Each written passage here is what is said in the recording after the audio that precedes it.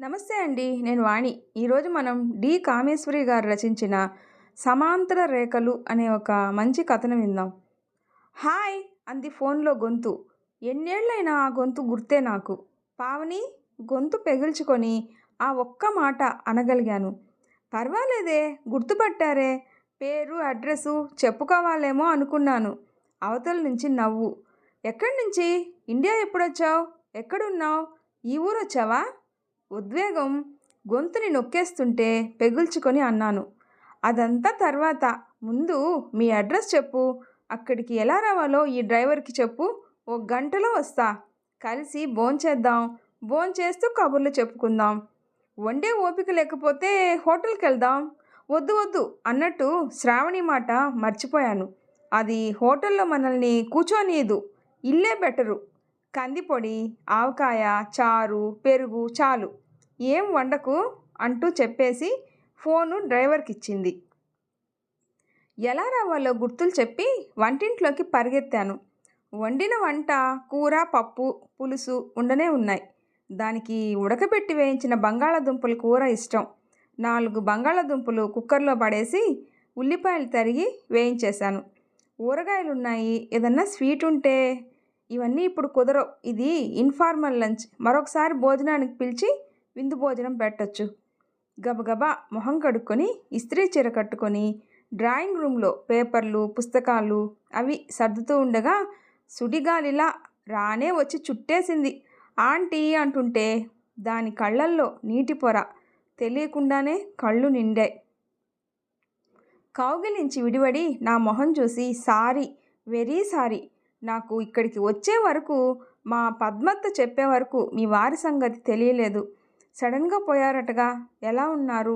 ఒంటరిగా ఉండగలుగుతున్నారా? అదే అలవాటవుతుంది. ఏం చేస్తాం? ఇద్దరిలో ఎవరో ఒకరు ముందో వెనకో తప్పదు కదా. ప్రశ్న జవాబులు తనే చెప్పేస్తూ సానుభూతి మాటలు చెప్పేసింది. ఇట్స్ ఓకే, బానే ఉన్నాను. అలవాటైపోతుంది ఇప్పుడిప్పుడే. గట్టి పిండం మనం. నవ్వుతూ అన్నాను.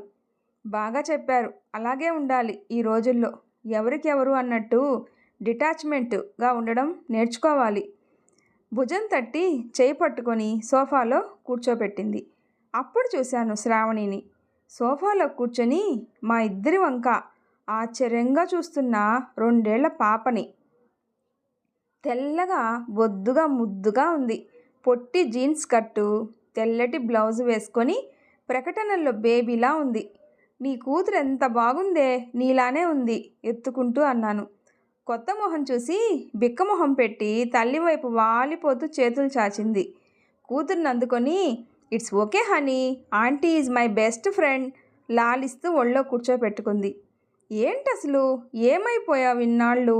ఒక్క ఫోన్ అన్నా చేయడానికి తీరికే లేదా? నీ గురించి ఎంత బాధపడ్డానో. మీ మామయ్య భార్యను 2-3 సార్లు అడిగా. ఆవిడ సరిగా చెప్పలేదు. మరి తెలియక చెప్పలేదో, ఇష్టం లేక చెప్పలేదో. అసలు వాళ్ళెప్పుడూ ఇండియాలో ఉండనే ఉండరు. నీ గురించి ఏ కబురు తెలియక అల్లాడిపోయాను. ఎంత కోపం వచ్చిందో నీ మీద. కోపం, బాధ, ఆవేదన అన్నీ కలిసిపోయాయి నా మాటల్లో. పాపని కింద కార్పెట్ మీద కూర్చోబెట్టి క్యారీ బ్యాగ్లో నుంచి 4-5 బొమ్మలు ముందు పడేసింది ఆడుకోవడానికి. ఏం చెప్పమంటావు? గత 4 ఏళ్ళు నా జీవితంలో బ్లాక్ ఇంకుతో రాసుకోవాల్సిన పేజీలు. అదంతా ఓ పీడకల అనుకోవాలి. అబ్బా, ఆ టెన్షన్, ఆ బాధ, దినదిన గండం లాంటి బతుకు. ఆంటీ, నా లైఫ్లో నేను చేసిన అతి పెద్ద తప్పు పెళ్లి చేసుకోవడం. 35 ఏళ్లకి ఆ పాడుబుద్ధి పుట్టి నన్ను నేను రొంపిలోకి దింపుకున్నందుకు తిట్టుకోని క్షణం లేదు. కావాల్సిందే నాకీ శాస్తి అని నన్ను నేను శపించుకునేదాన్ని. ఏదో ఓ బలహీన క్షణంలో ఈ ఒంటరి జీవితం కంటే ఓ తోడుంటే బాగుంటుందేమో, జీవితానికి ఓ అర్థం కనిపిస్తుందేమో అన్న పేరాశకి లొంగిపోయానే. అదే నా పాలిట శాపమైపోయి కూర్చుంది. కావాల్సిందే నాకిలా. దాని గొంతు రుద్ధమైంది. పావని, ఛ ఊరుకో. నీలాంటి ఆడపిల్లలు కళ్ళనీళ్ళు పెట్టుకోకూడదు. నీ అంత ధైర్యవంతులు అలా బేలగా మాట్లాడకూడదు. జీవితంలో ఆటుపోట్లు ఎంతటి వారికైనా తప్పవు. అంతా సవ్యంగా, ఆనందంగా మనం అనుకున్నట్టు, కోరుకున్నట్టు జరిగిపోతే అది జీవితం అవదు. ఊహించని మలుపులు కథల్లోనే కాదు జీవితాల్లోనూ ఉంటాయి. ఎదుర్కొని పరిష్కరించుకునే నిబ్బరం ఈ తరం అమ్మాయిలకుంది. అసలేమైంది? నువ్వు పెళ్లి చేసుకున్నావు అన్నదే నే విన్న ఆఖరి కబురు. ఓ పక్క ధైర్యం చెప్తూ ఓదార్పుగా అన్నాను. అవును, అదే నా సంతోషానికి ఆఖరి రోజు. ఇంక వినడానికి ఏముంది? నిర్వేదంగా అంది. ఏమిటి నీ సమస్య? చెప్తే కదా ఎవరన్నా ఏదన్నా సలహా చెప్పడమో సాయం చేయడమో చేయగలరు. ఎవరికి చెప్పుకోవాలి? నాన్న అమ్మ 3 ఏళ్లలో ఒకరి తర్వాత ఒకరు దాటిపోయారు. అన్నయ్యలిద్దరూ ఎవరి జీవితాలు వాళ్ళవి. నా గురించి పట్టించుకునే తీరిక కోరిక లేదు. ఈ ఆంటీని మర్చిపోయావా? కనీసం మాట సాయమన్నా చెయ్యలేననుకున్నావా? మనసులో బాధ పంచుకోవడానికి అన్నా గుర్తు రాలేదా? నిష్ఠూరంగా అన్నాను. ఆంటీ, కొన్ని విషయాలు ఎలా చెప్పాలి, ఏమని చెప్పుకోవాలో తెలియనివి. ఎదుటివారికి చాలా చిన్నదిగా కనిపించే విషయం అనుభవించేవారికి భూతంలా భయపెడుతుంది. సరేలే, ముందు భోంచేద్దాం. పాపకి ఏదన్నా పెడతావా? ఇప్పుడేం వద్దు, పెట్టే తీసుకొచ్చాను. అదుగో నిద్రపోయింది సోఫాలోనే.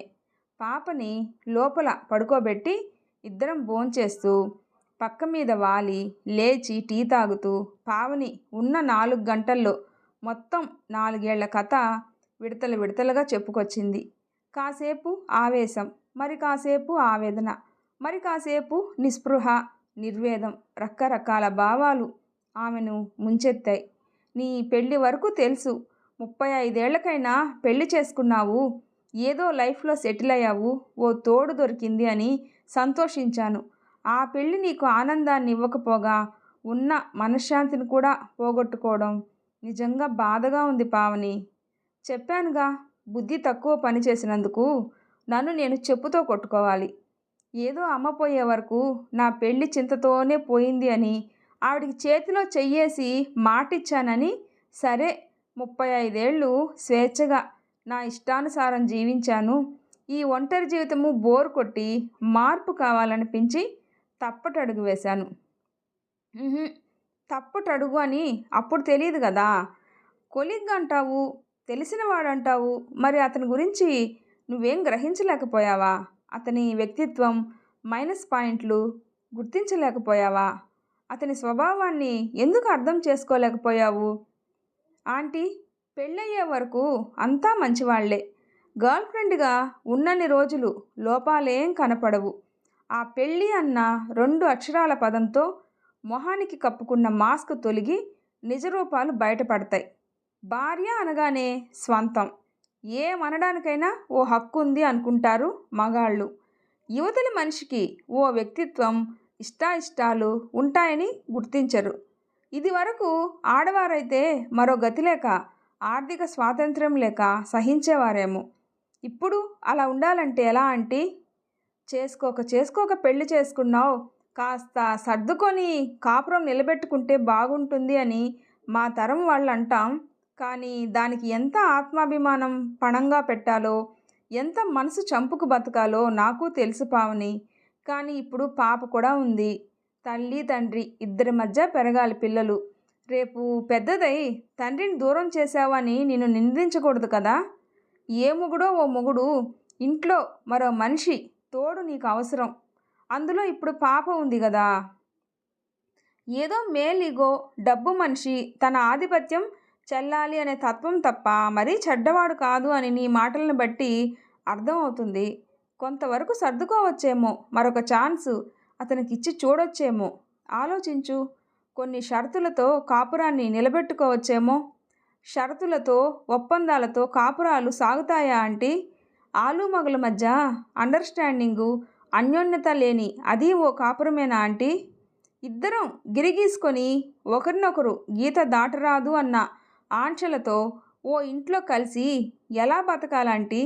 ఇందుకోసమా ఇన్నేళ్లకి పెళ్లి చేసుకున్నది? అనురాగం, ఆప్యాయతలు లేని సంసారం కోసమా? నిష్ఠూరంగా అంది. చూడు పావని, దాంపత్య జీవితంలో స్త్రీ కోరుకునేది వేరు, పురుషులు కోరుకునేది వేరు. ఎవరో అదృష్టవంతులకి మాత్రం ఇద్దరి భావాలు కలబోసుకునే అవకాశాలు ఉంటాయి. అలా లేనప్పుడు 2 మార్గాలు. ఎవరి దోవ వారిది, లేదా రెండో వారి త్రోవలో పయనించడం. అవును, అలా తన మనసుని దారి మళ్లించుకొని భర్త దారే వెళ్ళడం ఎప్పుడూ ఆడవాళ్ళ వంతే. సర్దుకోవాల్సింది ఎప్పుడూ భార్యలే నిష్ఠూరంగా అంది. అలా అక్కర్లేదని ఈ తరం వాళ్ళు నిరూపిస్తున్నారనుకో. కానీ దానివల్ల వాళ్ళు ఇంకా సమస్యల్లో కూడా ఇరుక్కుంటూనే ఉన్నారు. ఏదో ఒక కాపురం సర్దుకుపోవడం నయం అని ఒంటరి బతుకు బతకలేని వాళ్ళు ఇప్పుడు ఉన్నారనుకో. ఆంటీ, ఏం చేయాలో తోచక అక్కడి నుంచి కాస్త ప్రశాంతత కోరుకుంటూ ఇక్కడికి వచ్చాను. ముఖ్యంగా మీరు సరైన ఆలోచన, సరైన నిర్ణయం సూచించగలరని మీతో మాట్లాడటానికే వచ్చాను. అమ్మ నాన్న పోయాక ఇంకేం ఉంది ఇక్కడ అని రాలేదు. 4 ఏళ్ళయింది. పాపం అన్నయ్య రమ్మన్నాడు, కానీ అందరితో ఈ విషయం చెప్పుకోలేను. చెప్పినా సర్దుకో అన్న పాటే వినిపిస్తారు. నాకు మీ మీద నమ్మకం ఉంది. మీరు చెప్పండి, నేనేం చేయాలో. అతన్ని ఇంట్లో నుంచి వెళ్ళిపోమన్నావు కదా, ఎక్కడుంటున్నాడు? ఏం గొడవ పెట్టడం లేదు కదా? ఎక్కడో స్నేహితుడింట్లో ఉన్నాడట. బయటికి వెళ్ళిన తర్వాత కానీ ఆయనకి జ్ఞానోదయం అవలేదు. ఒకటే సంధి రాయబారాలు పంపిస్తూ ఉన్నాడు స్నేహితుల ద్వారా. వాళ్ళంతా వచ్చి బాధపడిపోయారు. భార్యాభర్తల మధ్య గొడవలు సహజం, ఈ మాత్రానికే విడిపోవడం ఏమిటి అంటూ నన్ను ఊదరగొడుతున్నారు. నా శ్రేయోభిలాషులు అంటూ వచ్చి ఇద్దరినీ సమాధానపరచడానికి ప్రయత్నాలు చేస్తున్నారు. అదంతా ఓ పెద్ద న్యూసెన్స్లా అనిపించి భరించలేక కొన్నాళ్ళు మనశ్శాంతితో ఉండాలి అనే ఇండియా వచ్చాను. నన్నేం చేయమంటారు? ఎలాంటి నిర్ణయం తీసుకుంటే బాగుంటుందో మీరే చెప్పండి. ఇంకా డైవర్స్కి అప్లై చేయలేదు. ఇక్కడికి వచ్చి వెళ్ళాక ఓ నిర్ణయం తీసుకుందాము అని ఆగాను. నా వైపు చూసింది చెప్పమన్నట్టు. పావని, నీ వైపు నుంచి నీవు అతన్ని మార్చడానికి ఎప్పుడన్నా ప్రయత్నించావా? మంచిగా చెప్పి చూసావా?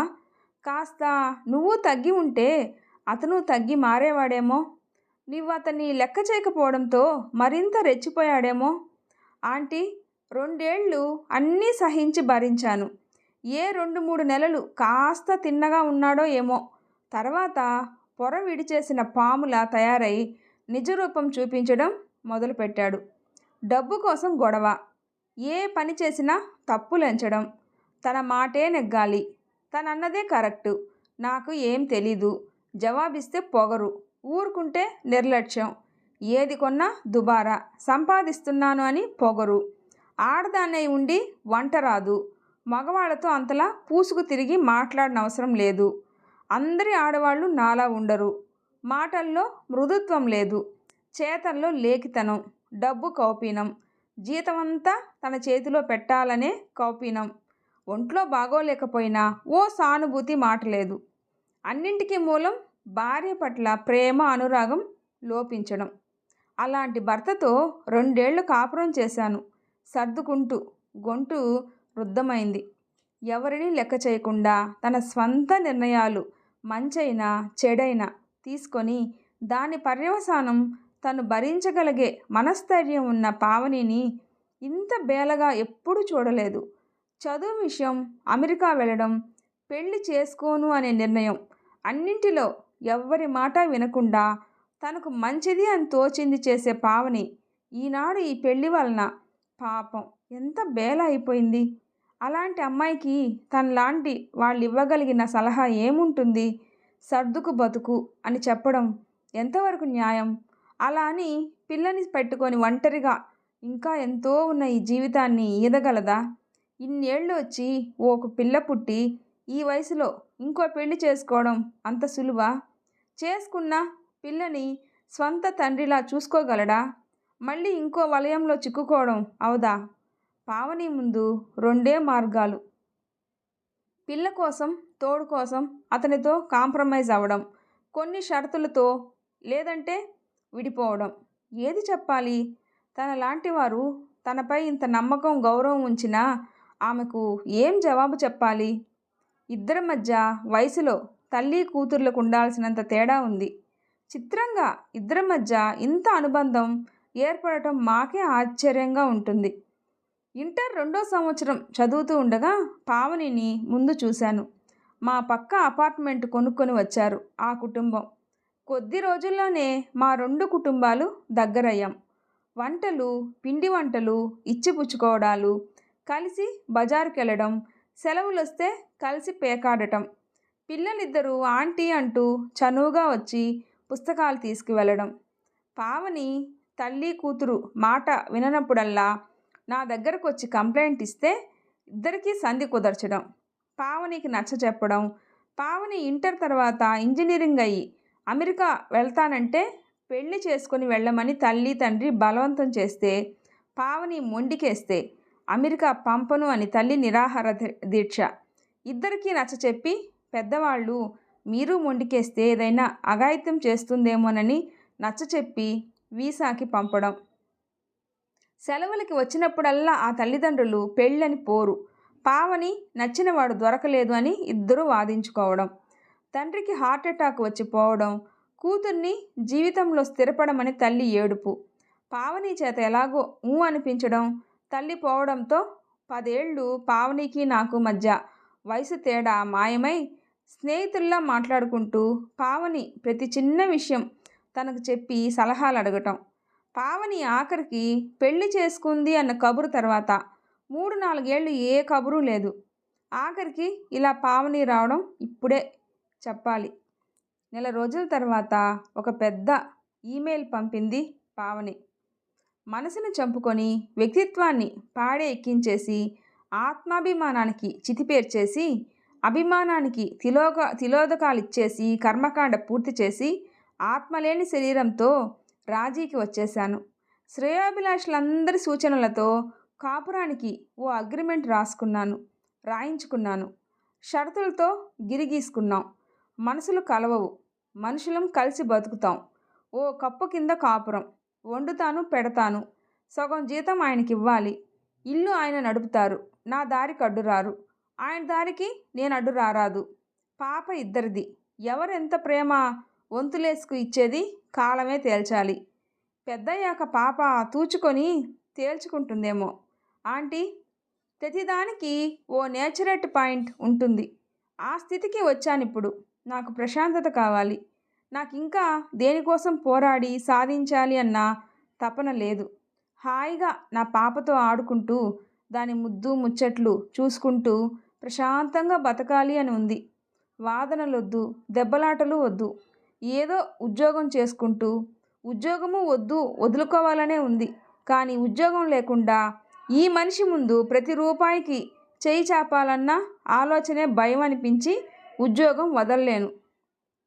ఇంత వండిపడేసి పాపతోటే లోకంగా బతకాలి అన్న నిర్ణయానికి వచ్చేశాను. మీరంతా అన్నట్టు ఏదో ఒక మొగుడు ఇంట్లో మనిషి తోడు అవసరం. పాపకి ఓ తండ్రిగా అతన్ని భరించాలి అని నిర్ణయించుకున్నాను. ఈ సమాంతర రేఖలు కలవవు. కలవని రైలు పట్టాల మీద రైలు వెళ్తూనే ఉంటుంది. ఈ జీవితము అలానే సాగిపోతూ ఉంది. ఆయనకి కావాల్సిన డబ్బు ఇచ్చేసి మిగతా సగం నాకు పాపకి. శ్రేయోభిలాషులందరికీ ఈ నిర్ణయం సంతోషాన్నిచ్చింది. మీకు ఆనందమేనా? మీ పావని. ఆనందమో బాధో పావని పట్ల సానుభూతితో పావని లాంటి అమ్మాయి ఎంత సంఘర్షణకి లోనై ఇలాంటి నిర్ణయం తీసుకుందో అన్న ఆలోచన మనసుని కలిచివేసింది కాసేపు. కానీ సమాంతర రేఖలైన రైలు పట్టాలు కూడా ఒక పాయింట్లో కలవక తప్పదు. రైలు ప్రయాణించాలంటే కలుస్తూ విడిపోతూ మళ్ళీ కలవడం రైలు పట్టాల నైజంలాగా కొన్నాళ్ళు ప్రయాణం సాగితే మనిషిలో ఆవేశాలు, కావేశాలు, ద్వేషాలు తగ్గుముఖం పట్టవచ్చు. మనసులు కలిసినా కలవకపోయినా సర్దుబాటు అలవాటైపోయి జీవితం ఒడిదుడుకులు లేకుండా సాగిపోవచ్చు. మనిషి ఆశాజీవి. ఆశ మనిషిని బతికిస్తుంది. పావని జీవితంలో ఆటుపోట్లు సర్దుకుంటాయనే నా నమ్మకం. ఈ వీడియో నచ్చితే ప్లీజ్ లైక్ చేసి షేర్ చేయండి, సబ్స్క్రైబ్ చేసుకోండి. స్టోరీ ఎలా ఉందో తప్పకుండా కామెంట్ చేయండి. Thanks for watching.